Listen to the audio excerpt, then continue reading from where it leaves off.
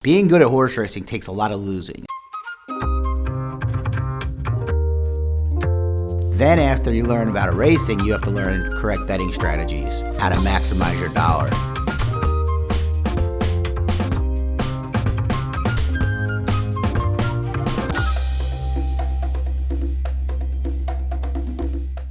The one thing that most people know, even that maybe never played a horse race in their life, is win, play, show.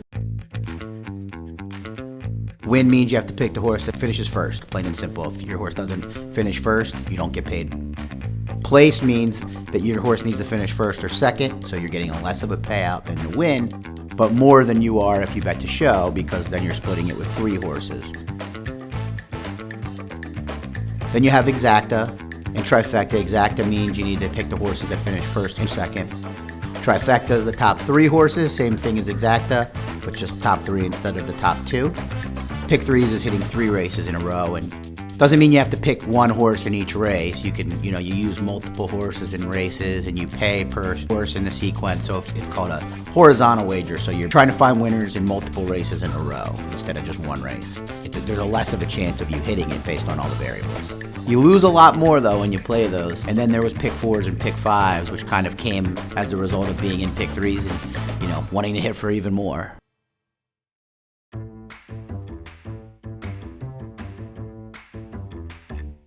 I'd been going to this OTB pretty much 3 or 4 days a week, putting in tickets, coming home, working, watching the races from home. Just was a day where I put in 2 tickets in the pick 5, both on the same sequence.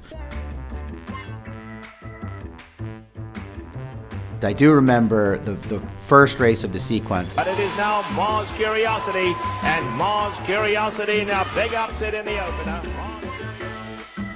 First race of the sequence, I had a horse that was 45-1 won that I had. So automatically that knocks out 99% of the pool, so you start getting nervous right away.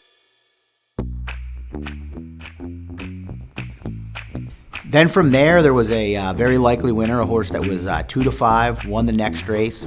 Quizzical and Gary Stevens, an absolute thriller. They on nose and nose, neither one will give an inch.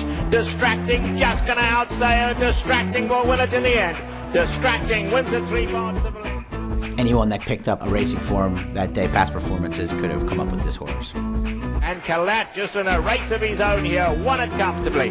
Another horse came in that was 3-1. Get to the 4th race, and I had this 20-1 first-time starter, meaning the first time this horse has ever raced.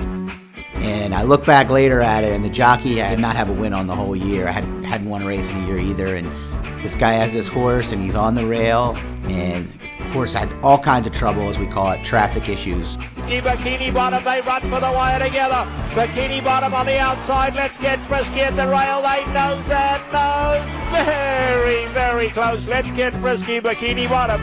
Rockin' Cowgirl was 3rd, and then Footy Bad. Just got this horse out in time and just got up and by this much. Probably shouldn't have used this horse, a jockey that hardly ever wins, but it worked out.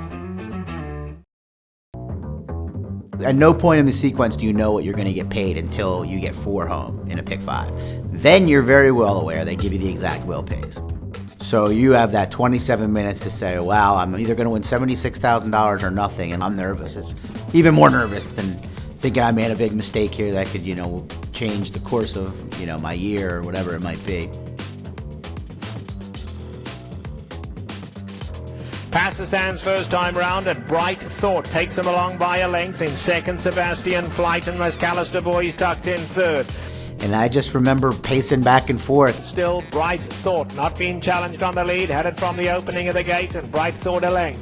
Turf races, long distance turf races, you don't mind being up front, it's not bad, but when you sprint clear of the rest of the field, most times you're going too fast. Into the turn they go, and it's Bright Thought kicking on with it now. Bright Thought shaken loose by over 2. And I'm sitting there going, God, wish this jockey would slow this horse down, he's not going to have anything left.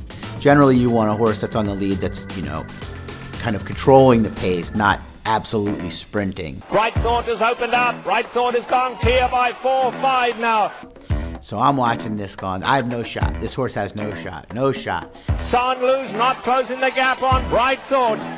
And then you realize at some point when they turn for home, wow, nobody is going to catch me here. And Bright Bright Thought, a runaway winner out here. Bright Thought and Rafael Bejarano, 5-6 in the end. Sanlu had to settle for second. Taruk Mark 2 ran on for third and then went to... This horse just forgets to stop. Wins by 5 lengths. Holy crap, this is happening. Just remember being in shock. So the horse wins. I know I'm in for $76,000 before taxes. It was unbelievable. And you wonder if you didn't have that pick 5 hit, if you would have made it here. And I guess the answer is probably no, because it kind of led me to where I am today in a long, bumpy way.